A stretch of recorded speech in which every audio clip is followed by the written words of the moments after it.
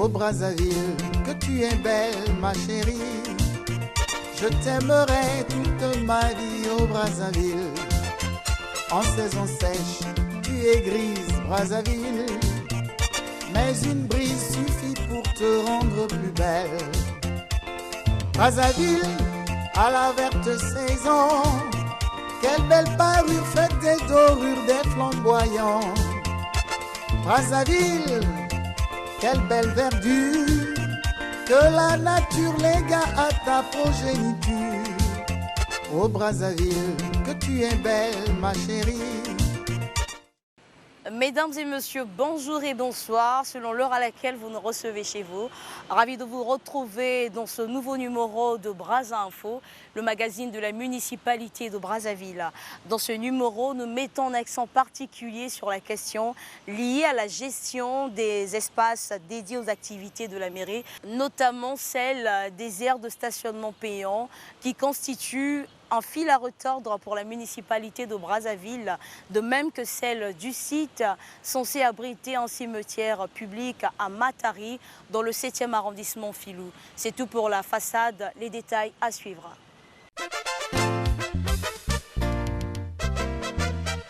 Ô Brazzaville, que tu es belle ma chérie.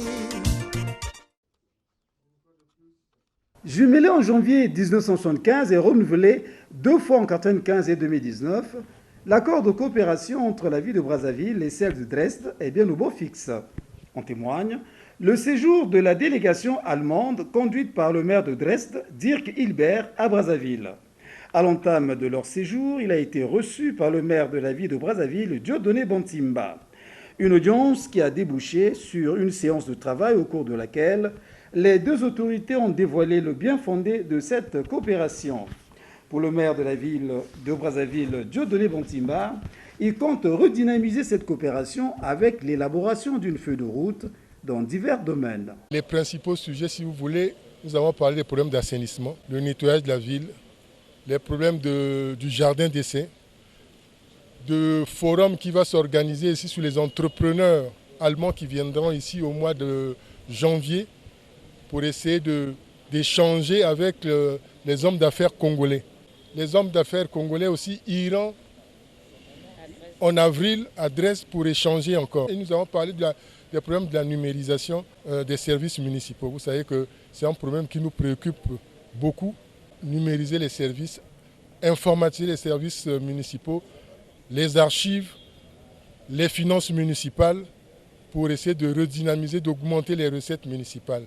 Pour Gabriel Feibig, membre de la délégation allemande, il s'agit d'un défi auquel la ville de Dresde doit apporter son soutien. Nous apportons notre soutien pour permettre à la ville ou à la municipalité de Brazzaville de s'aider elle-même dans le soutien à l'autosoutien. Et c'est dans ce chemin qu'on était déterminé de continuer notre coopération entre nos deux villes. Les deux parties se sont donné rendez-vous en janvier 2022.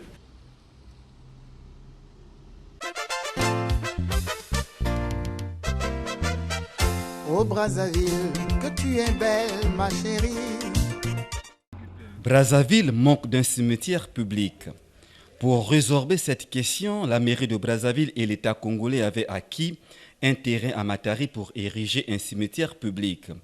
Ce projet pourtant suffisamment avancé n'a pu aboutir du fait de quelques difficultés liées à l'accessibilité sur le site. Avoir acquis le site du cimetière de Matari, ça fait bien longtemps, depuis 2011, et nous sommes en 2021 aujourd'hui.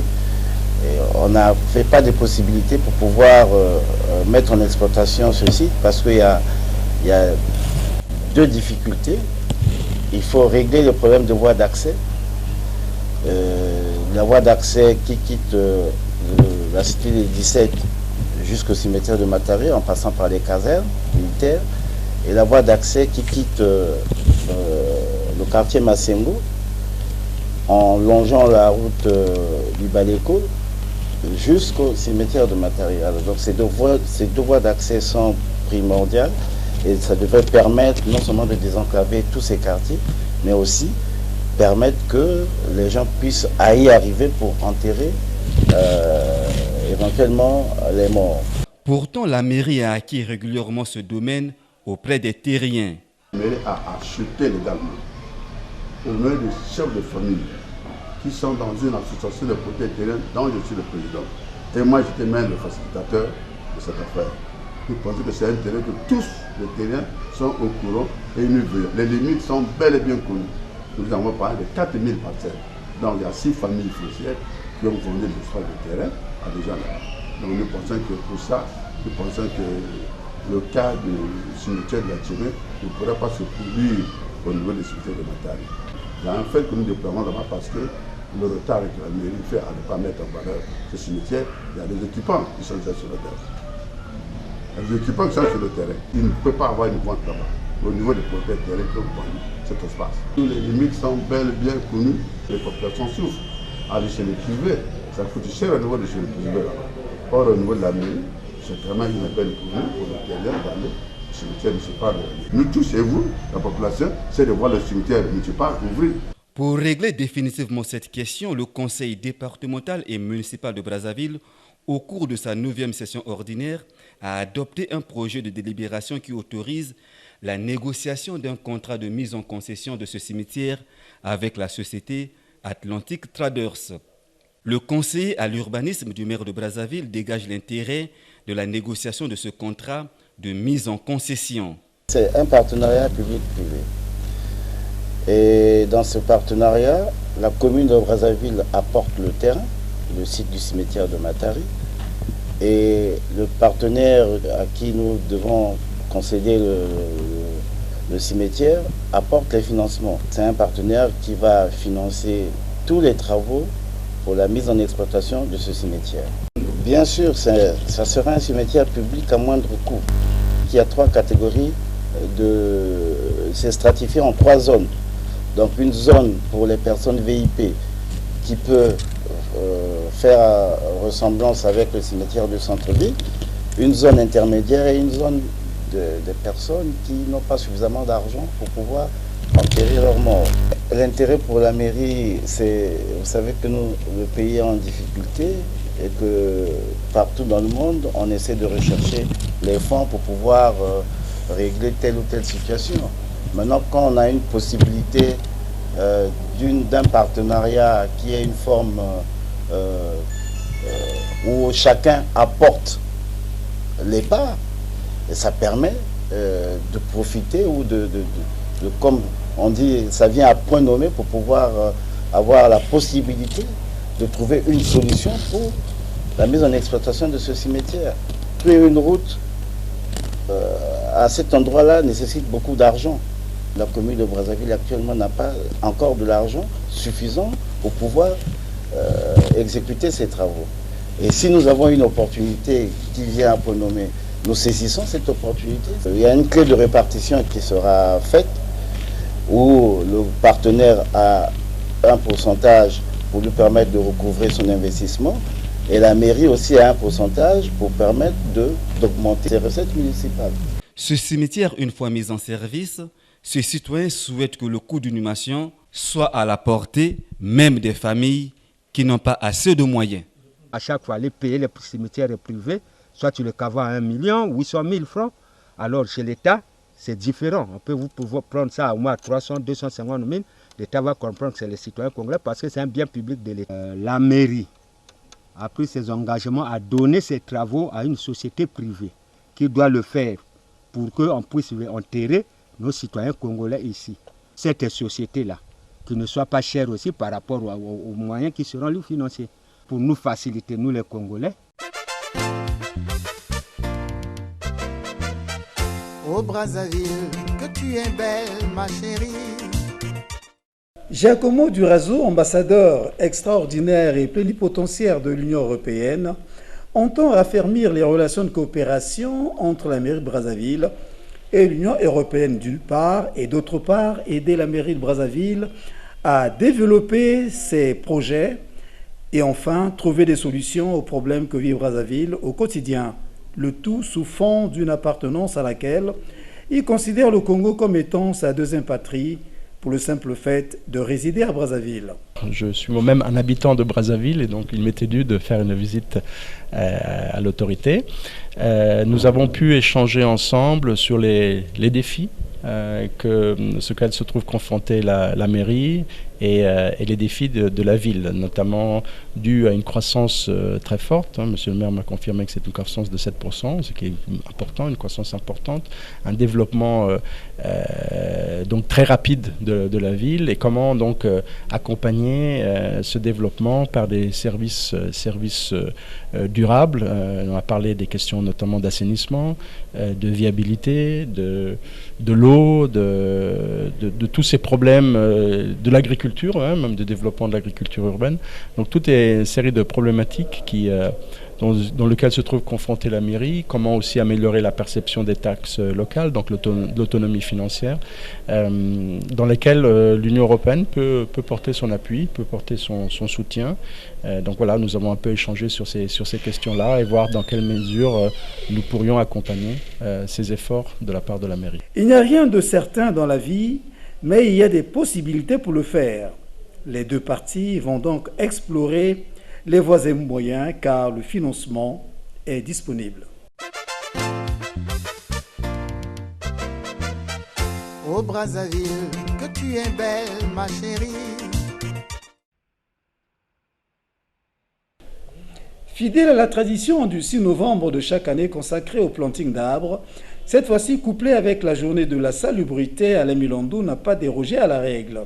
C'est ainsi qu'à la faveur de la 35e édition de la Journée nationale de l'arbre, célébrée sur le thème « Plantons tous les arbres forestiers et agroforestiers pour créer des puits de carbone et lutter contre les changements climatiques », Alain Milandou a marqué sa présence au pont du Djoué où s'est déroulée cette cérémonie. Là-bas, avec le concours du service de reboisement, il a planté l'acacia et le montalis, un geste qui répond à la vision du chef de l'État. Ce jour 6 novembre correspond au premier samedi du mois aussi de novembre. Et vous savez que dans notre pays, il y a une circulaire qui demandait aux Congolais chaque samedi du mois de procéder à la salubrité de leurs lieux, les lieux publics. Nous avons l'habitude de le faire ici à Madibou. Mais ce jour, ce qui est devenu notre culture, nous procédons au planting des arbres. Aujourd'hui, au plan national, l'activité se déroule sur le plateau. Et nous, au niveau de Madibou, nous avons cru utile donc d'identifier certains sites avec le concours du service national de reboisement qui nous a accompagnés un peu dans la recherche de sites, dans la réflexion aussi, avec la participation de l'attaché au reboisement de Madame la ministre de l'économie forestière et le chef de service de cette agence, du service national de reboisement. Vous avez suivi que le président de la République, lors de son intervention à la conférence de Glasgow, lors de la COP 26, a lancé un nouveau paradigme, l'Afrique verte. L'Afrique verte, mais la verdure vient justement de la végétation. Mais pour nous, c'est un nouveau paradigme. Pour le président de la République, ça ne fait que confirmer sa constance dans cette vision qui, depuis les années 80, l'a caractérisé. Parce que vous savez qu'au niveau du Congo, nous avons lancé cette opération de planting d'arbres de reboisement depuis les années 80. On l'appelait à l'époque la journée du 6 mars. Alors donc pour accompagner le président, sinon pour mettre en œuvre ce qui paraît comme un nouveau paradigme, nous avons cru utile qu'au niveau de Brazzaville, nous procédions au planting des arbres. Parce que ça serait aberrant que le président de la République, donc le Congo, par le biais du président de la République, lance un tel paradigme pour faire que l'Afrique soit verte et que nous-mêmes ne soyons pas comme des modèles. Mais pourquoi le choix de l'acacia et du montalis? On a pensé créer un jardin en ces lieux. Voilà pourquoi nous avons choisi le montalis que nous connaissons, qui est une espèce ornementale, associée de l'acacia. L'acacia va jouer quel rôle ici? C'est un fertilisant.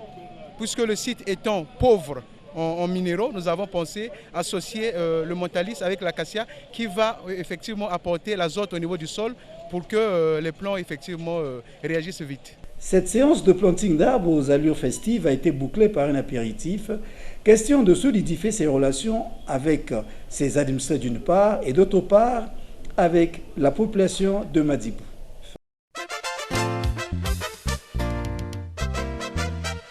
Ô Brazzaville, que tu es belle, ma chérie.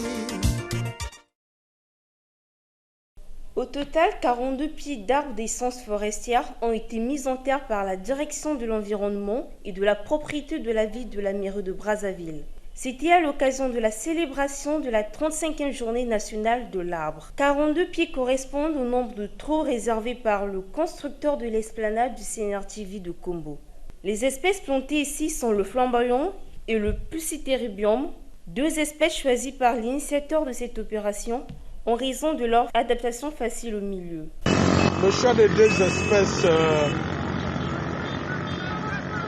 est significatif parce que ici nous sommes un peu au sommet de la montagne.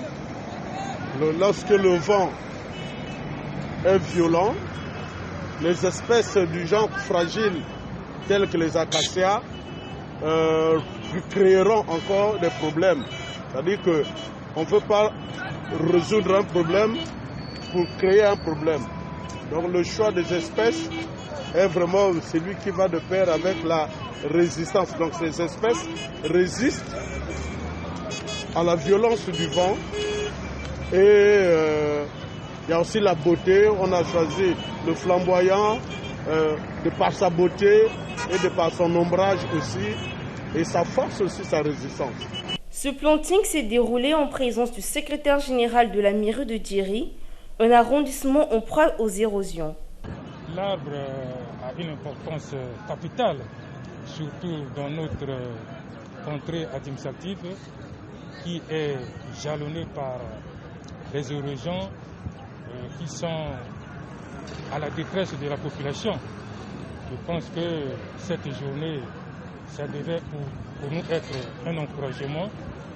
Si à la prochaine fois, on peut organiser ce planting d'arbres dans des sites érosifs pour éradiquer un peu, des érosions qui jancent ça et là au détriment de la population. Ça pourra soulager la population de l'arrondissement neuf-Djeri. Certains Brazzavillois pensent que planter les arbres afin de lutter contre les changements climatiques, c'est bon, mais planter les arbres fruitiers sera encore mieux car cela résout deux problèmes. Le problème de changement climatique et celui d'autosuffisance alimentaire. L'initiative très louable.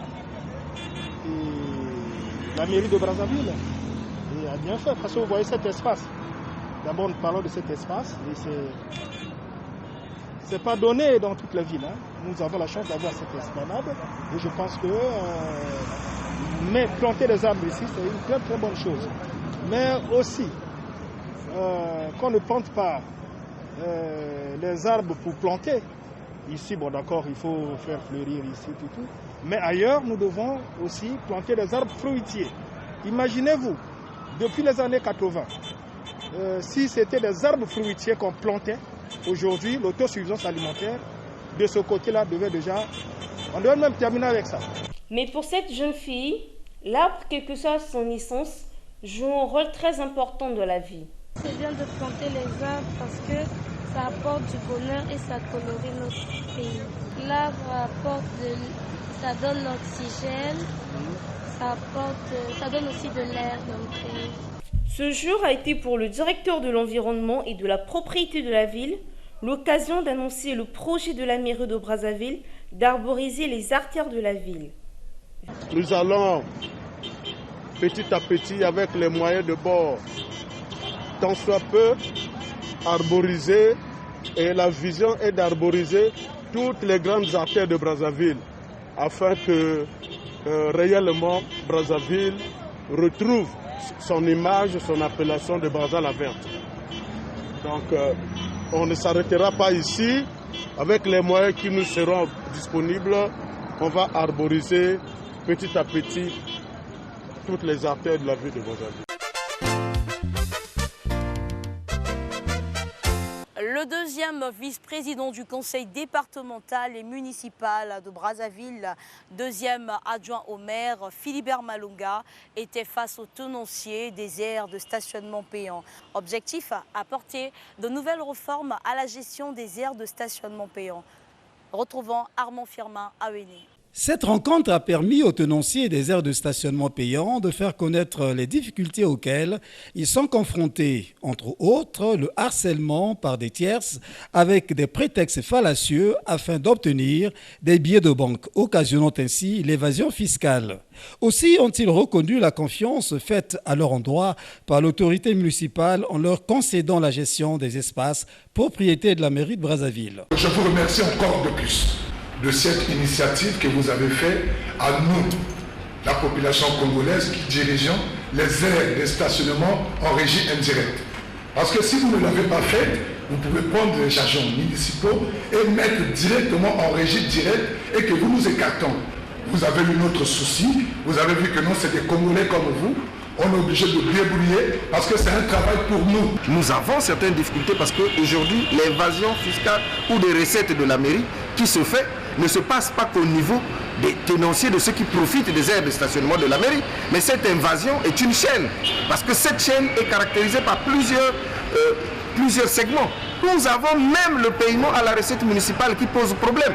Nous déposons de l'argent, mais nous n'arrivons pas à avoir des reçus au niveau de la recette municipale. Fini le désordre dans les aires de stationnement payants, propos de Philibert Malonga qui apporte de nouvelles réformes tout en rappelant que ces particuliers doivent désormais se conformer à la loi locale. Cette activité s'est déroulée n'importe comment à l'initiative des citoyens pour des raisons bien connues. Voilà pourquoi les gens confondent. Non, mais c'est nous, non. Nous avons créé, c'est notre affaire. Oui, vous étiez là. Vous étiez dans le domaine public, en train de mener une activité sans autorisation de la mairie, sans qu'il y ait une réglementation, sans qu'il y ait un texte. Maintenant qu'il y a une loi locale, une délibération, nous nous conformons tous. Et pour la mairie, c'est l'occasion de sortir cette activité de l'informel pour que ça soit géré au profit et des particuliers qui gèrent et de la mairie. Ici est de rappeler que le deuxième vice-maire de la ville de Brazzaville, Philibert Malonga, a précisé que dans toute la commune de Brazzaville, 69 aires de stationnement payants sont retenues sur les 149 qui existaient.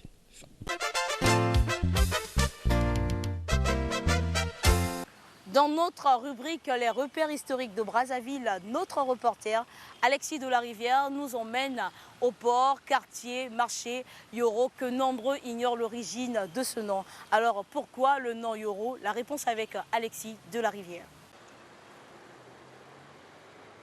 Tout le monde connaît le port, le marché et quartier Yoro de Brazzaville, dans le 6e arrondissement Talangaï, mais nombre de Brazzavillois ignorent l'origine de ce nom.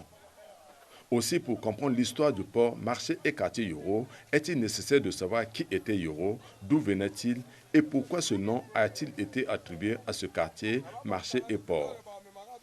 De son vrai nom Yoro Thiam, Yoro n'étant qu'une mauvaise prononciation des Congolais, est un sujet ouest-africain d'origine sénégalaise. Beaucoup de Congolais connaissent une personnalité sénégalaise très réputée qui a travaillé longtemps dans ce pays.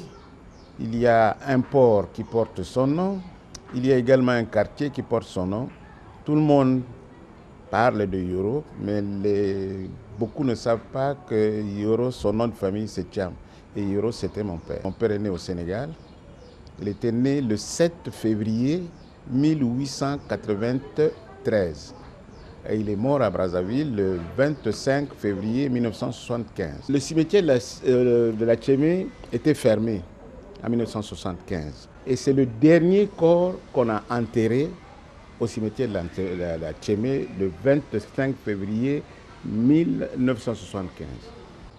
Il a travaillé longtemps ici au Congo. Il a été recruté par la colonisation à l'époque pour venir comme contremaître, travailler à la construction du chemin de fer Congo-Océan. C'est ce qu'il a fait dans un premier temps, ici au Congo. À l'époque coloniale, l'administration française avait besoin de la main-d'œuvre qualifiée en vue de réaliser des travaux de rail entre Brazzaville et Pointe-Noire. Ne l'ayant pas trouvé sur place à Brazzaville, il a donc eu recours au Sénégal. Le premier chemin de fer construit en Afrique a été le Dakar-Niger. Et ce chemin de fer partait de Dakar pour aller jusqu'au Mali, aller jusqu'au Niger. Et comme Dakar était la capitale de l'AOF et que Thiès était la capitale du rail, à chaque fois que le colonisateur avait besoin de construire des rails ailleurs, il faisait appel à ces gens qui partaient de la ville de Thiès pour aller dans les autres pays. Mais comme tout le monde était concentré à Thiès, qui était la capitale du rail, tous les recrutements se faisaient à partir de Thiès. Et comme les ouvriers spécialisés venaient du Sénégal, le colonisateur a eu besoin de construire le rail Congo-Océan. Naturellement, ils ont fait appel à ces ouvriers spécialisés dans la pose des rails, et dont Yoro Thiam, que vous connaissez très bien, qui était un contremaître dans la fabrication du rail Brazzaville-Pointe-Noire. Après la fabrication du rail, il a dit qu'il était fiche de pêcheur et donc il voulait se reconvertir dans la pêche.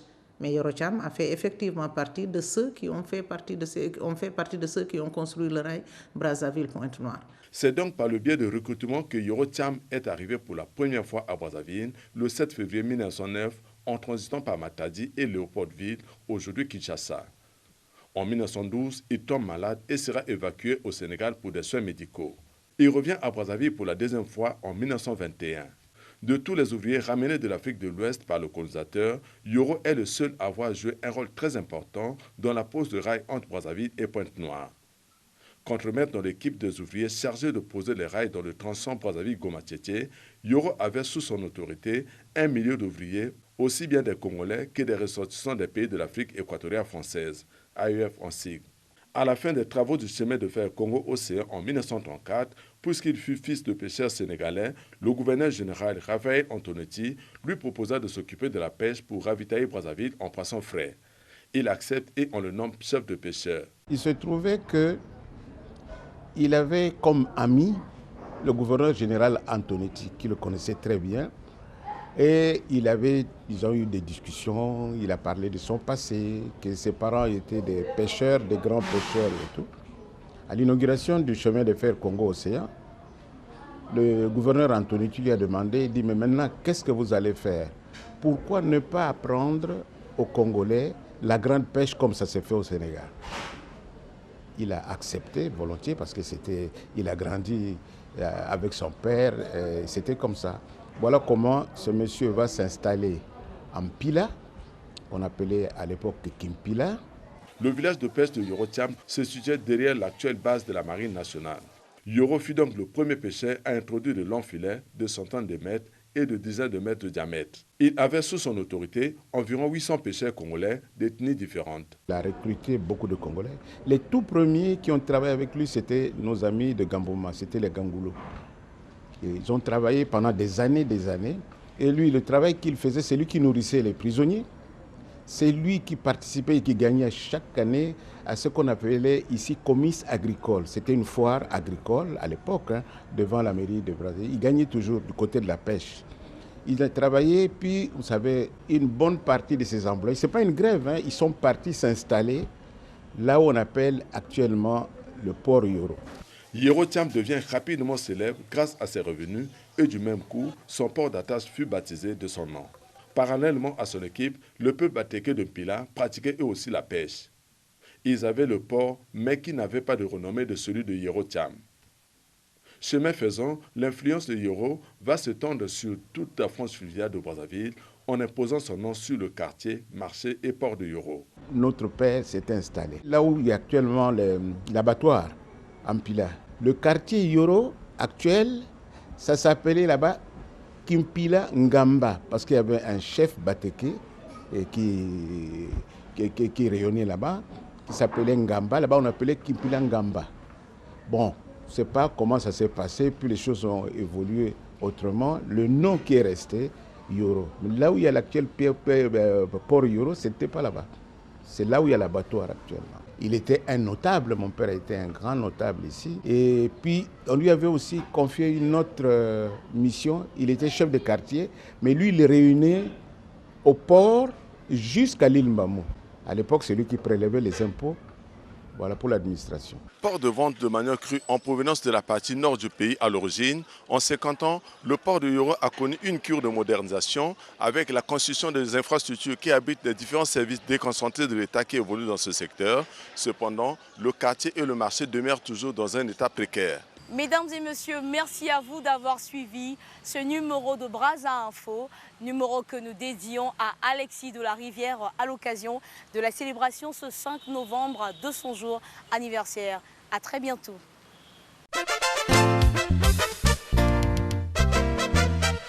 Ô Brazzaville, que tu es belle ma chérie, je t'aimerai toute ma vie ô Brazzaville. Ma kele est la clé de la ville. Bakongo veille toujours sur le Congo.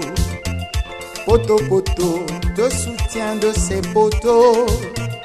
Mungali, Boamadoukou jusqu'à Lali. Et Wenze, hospitalier, accueille tout le monde. Talangaï, le narcissique veut qu'on le regarde. Kantantilou, qui veille comme un vieux loup.